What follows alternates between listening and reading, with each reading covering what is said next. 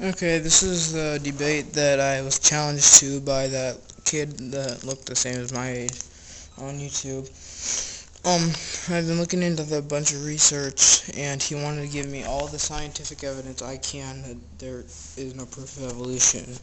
So here it goes. He used to say that in the beginning, all the matter in the universe came together and into a particle of dust. Well, where did the matter come from? 0.z energy, as some of you say? I doubt it, because where's proof of that? Where did it come from? I mean, anybody has never seen nothing come from nowhere, except from when God did it. And then you say, everything blew up. What blew up? There had to be something that made it blow up. It's called the law of energy. Anyway, it blew up. Nothing blew up and went into the universe, made the universe, made the planets and stuff. How did it know how to put the planets in order? And then on Earth, it was just like Mercury is now. Supposedly, it was volcanic-y and it was rocky and all this crap was on it, and it wasn't like it is today. And then rain came down on the Earth, and it rained for millions and billions of years, and it formed a soup. It did. And two amoebas evolved from the soup. And okay, it's a big world. How did they find each other? Oh, by the way, I'm not gonna be so hyper. I'm not gonna yell at you guys. Oh, and by the way, I didn't mean to say that you atheists were stupid. It's just stupid to believe in evolution. I'm sorry. Anyway, so it'd be pretty hard for those amoebas to find each other and all that soup. Anyway, they evolved into a fish, okay? And the fish lived for millions of years, and it evolved into a frog.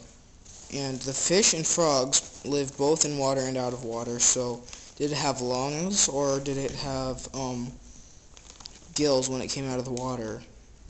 I don't get that, because, like, if a fish came out of the water, then it couldn't breathe.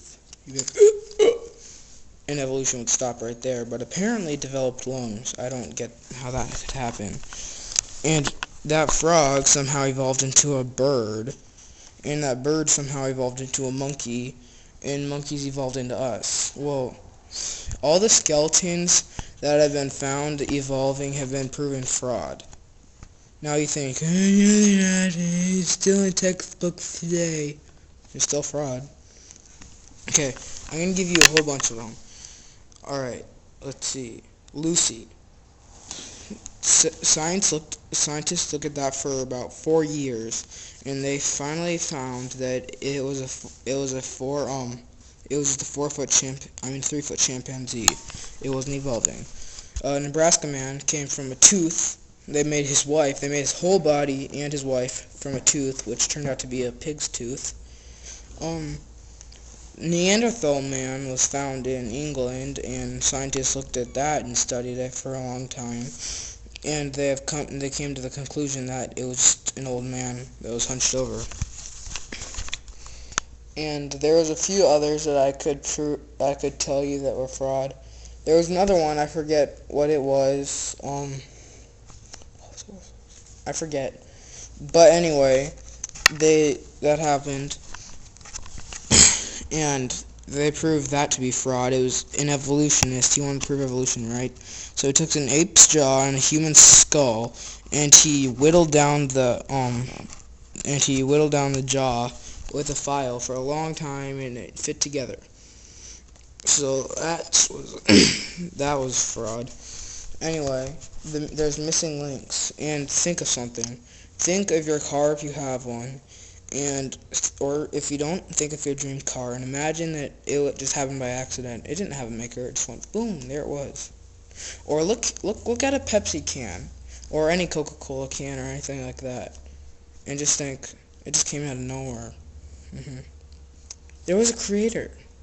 There had to be. Think about it. there's tons of other proof. A lot of you are skeptic about Kent Hovind right now. I'm not going to say too much about him, though I do like him very much.